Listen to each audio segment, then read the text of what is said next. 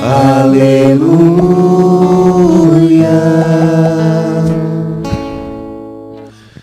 Em Cristo, Deus reconciliou consigo mesmo a humanidade, e a nós Ele entregou essa reconciliação. Aleluia, aleluia, aleluia, aleluia.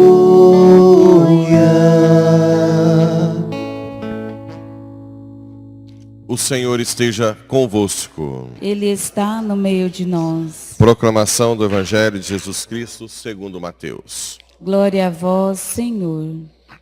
Naquele tempo, entrando em um barco, Jesus atravessou para outra margem do lago e foi para a sua cidade. Apresentaram-lhe então um paralítico deitado numa cama. Vendo a fé que eles tinham, Jesus disse ao paralítico: coragem, filho, os teus pecados estão perdoados. Então, alguns mestres da lei pensaram: este homem está blasfemando. Mas Jesus, conhecendo os pensamentos deles, disse: por que tendes esses maus pensamentos em vossos corações? O que é mais fácil dizer: os teus pecados estão perdoados? Ou dizer: levanta-te e anda? Pois bem, para que saibais que o Filho do Homem tem na terra poder para perdoar os pecados, disse então ao paralítico: levanta-te, pega a tua cama e vai para a tua casa. O paralítico então se levantou e foi para a sua casa. Vendo isso, a multidão ficou com medo e glorificou a Deus por ter dado tal poder aos homens. Palavra da salvação. Glória a vós, Senhor. Caríssimos irmãos e irmãs, rádio ouvintes que nos acompanham pelas redes sociais. A leitura da profecia de Amós hoje fala de um profeta falso que vai denunciar o rei que tem um profeta falando que ele vai ser morto por espada.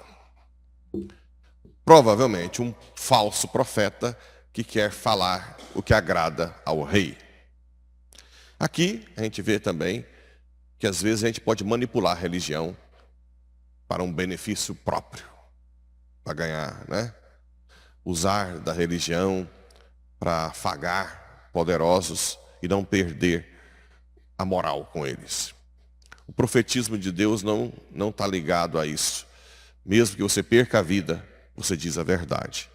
E é por isso que Amós até fala: olha, eu nem profeta sou, fui chamado lá no meio do campo, você, por Deus, e você quer que eu pare de falar a verdade?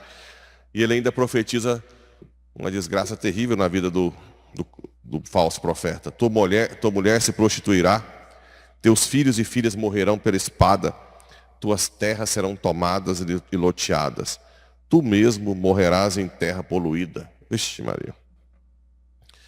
Então o profeta tem que estar disposto a não agradar grandões, superiores, até mesmo que tenha que perder sua vida ou ser preso.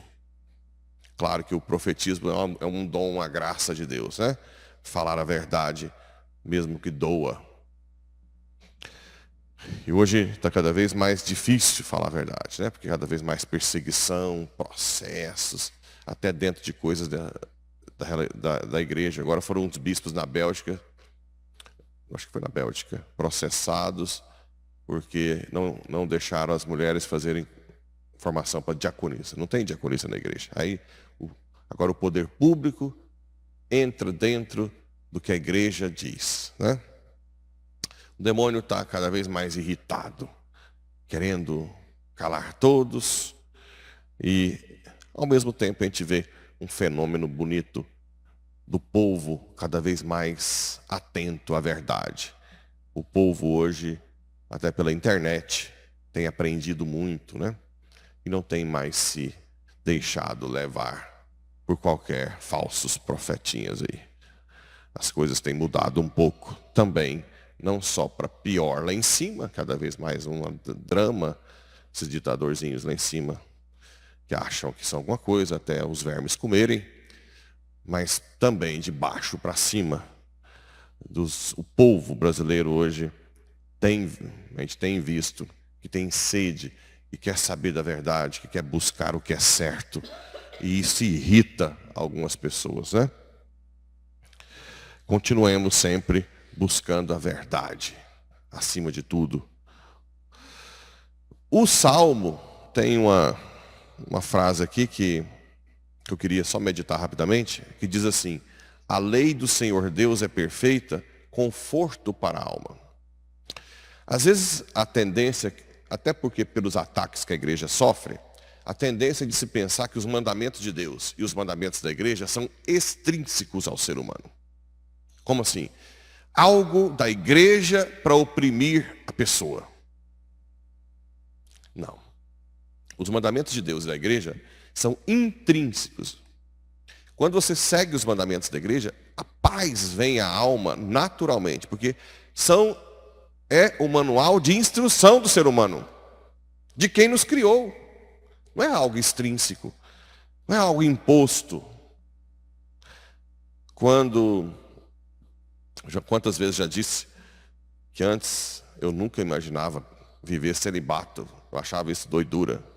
Como assim? Esse povo é fora da casinha, né? A partir do momento que eu decidi ser sacerdote, vivo o celibato, traz paz que eu nunca tive. Porque eu estou seguindo a vontade de Deus. Traz uma segurança, um autodomínio que eu nunca tive antes. Era muito mais vulnerável, frágil, qualquer coisa incomodava. Hoje não. Quando eu vou seguindo esse mandamento da igreja e de Deus, por amor a Deus, da minha alma nasce a paz. Então, quando a igreja ensina que sexo não é só para prazer, sexo é para doação no matrimônio para gerar vida, o resto vai sofrer, vai virar escravo do sexo, do prazer. Vai se ter sempre vazio. Sempre. E quem está perguntando aí, não importa se é homo ou se é hétero. Qualquer um que vive por isso vai estar sempre inquieto. Nunca vai viver, além de ter falta de paz, além de ficar inquieto, tristeza, vazio, dependência afetiva. Ah, você não olhou para mim, né? Aqueles relacionamentos, hétero ou homo, tanto faz. Ah, você está olhando para outra pessoa. Ah, me dá carinho, por favor. Olha que coisa mais. Você nasceu para isso, pelo amor de Deus. Essas escravidões. É como se você amarrasse você todo dia na corrente.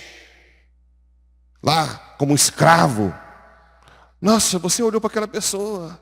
Ah, eu quero que você fique mais comigo. Você está demais no trabalho. Vem aqui, por favor. Ah, vai ser até morrer escravo. As leis da igreja é para te deixar livre. Livre. Voar. Pensem nisso um pouco. Porque tem essa noção errada, né? De que é uma lei extrínseca. Uma lei que a igreja inventou. Não. Quanto mais você segue as leis da igreja, mais você se domina. Você é senhor de si, senhora de si. Ninguém vai te vir com esses relacionamentos abusivos. Por que tem relacionamento abusivo? Porque não segue a lei. Se entrega, joga seu corpo. O cara está lá pisando no pescoço da pessoa. Ai, por favor, não me larga. Que isso? Né? Levanta a cabeça para o alto. Você não é tatu amarrado que vive para prazer sexual. Você nasceu para voar. O ágape. O amor de doação, de dar a vida. Por que o sexo no matrimônio é possível? Porque depois que você tem filhos, neném, a maioria dos casais até esquece de sexo. Tanta coisa tem que fazer. Porque, na verdade, é isso que dá sentido à vida, é o sacrifício, não é o prazer sexual. Muitos casais depois, tanta coisa para fazer, é uma vez a cada sei lá quanto tempo. E ainda se brincar, quase dorme na relação sexual, tão cansado que está. Porque tem outras coisas mais importantes, que é doar a vida aos filhos, doar a vida à igreja. Aquela parte de geração de vida já passou. A igreja permite no matrimônio que continue a relação sexual, mas aquilo é um apêndice, não é o centro da vida. E assim por diante, todos os outros mandamentos da igreja. Todos os mandamentos da igreja deixam a alma em paz, né? Quer ser escravo? O problema é seu. O problema é seu. Com relação ao evangelho, nós temos aí essas pessoas que levam o paralítico, né, para ser curado. E Jesus olha e diz: coragem, teus pecados estão perdoados. Pela fé deles, né? Uma fé que levaram aquele paralítico, Jesus perdoa os pecados. Aí, como tem tititi, pela união hipostática, a natureza divina mostra para Jesus o que eles estão pensando, né? Não é que Jesus é 100% humano, mas aqui Deus, o Pai, revela para ele na mente, assim como os santos também, ou algumas pessoas têm dons de revelar o pensamento das pessoas. No nosso caso, não é união hipostática, é pela inabitação do Espírito Santo, né? O Espírito Santo está dentro da nossa alma. Pode ser que Deus revele os pensamentos de alguém. Isso é dom que Jesus teve aqui pela união hipostática, mas muitos santos tiveram pela inabitação do Espírito Santo. Então, Jesus lê os pensamentos da pessoa. Para vocês, eu estou blasfemando? O que é mais fácil? Dizer que te perdoa? Ou vai, levanta-te e anda e pega sua cama e vai? Ou seja, Jesus dá um sinal físico de que ele foi perdoado na alma, para que o povo possa crer que ele é o Filho de Deus, né? E aí o povo, quando é sinal físico, fica assustado. Mas mesmo assim, se a pessoa tiver orgulho, muitos aqui ainda não seguiram Jesus. Jesus só é seguido por quem tem humildade. A humildade é reconhecer-se dependente de Deus. Muita gente passa pela igreja, ouve coisas, ouve tal, mas depois toca a sua vida longe de Deus, vivendo aí as escravidões do pecado para todo lado, né? E hoje nós celebramos rapidamente aqui Santa Isabel de Portugal. Se vocês souberem, até que essa mulher sofreu no casamento com o rei. E se eu contar que o filho cresceu e queria tomar o reino do pai? Criou um exército e já estava posto o exército do pai e o exército do filho dela, para um matar o outro. Sabe o que ela fez? Pegou um cavalo, se colocou no meio dos dois, no embate lá, chegou no filho dela e disse: como eu te criei para isso, respeita o seu pai, a partir de agora, eu não admito. Com uma graça divina, porque ela sempre danava com ele antes, ele não mudava de ideia, ele desceu do cavalo, ajoelhou e pediu perdão para o pai, né? O povo santo sofre. O marido tranqueiro, o filho que queria matar o marido por causa de poder. Está vendo como é que nós não estamos? Nós estamos até bem, não estamos? Nossos probleminhas estão até pequeno perto dela. Aí o marido morreu, o que ela foi fazer? Viver a pobreza e ajudar os pobres com os bens que ela tinha. E era rainha, né? Só isso. Morreu o resto dos dias aí, só para cuidar dos mais necessitados. Como mãe, esposa, sofreu até o último suspiro, quase. E depois ainda se doa. Na época que ela morreu, os papas não queriam mais canonizar facilmente, estava tendo uns problemas. E o papa ficou doente. E soube que ela cuidava dos enfermos e pediu a intercessão dela e ficou curado no outro dia. E em seguida ele canonizou Santa Isabel de Portugal.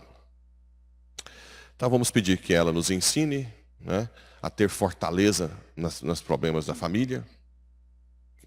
Muita gente passando por problema familiar, marido difícil, esposa difícil, filho que é rebelde, que é drogado, que quer matar que ameaça, neto dentro de casa, que usa droga.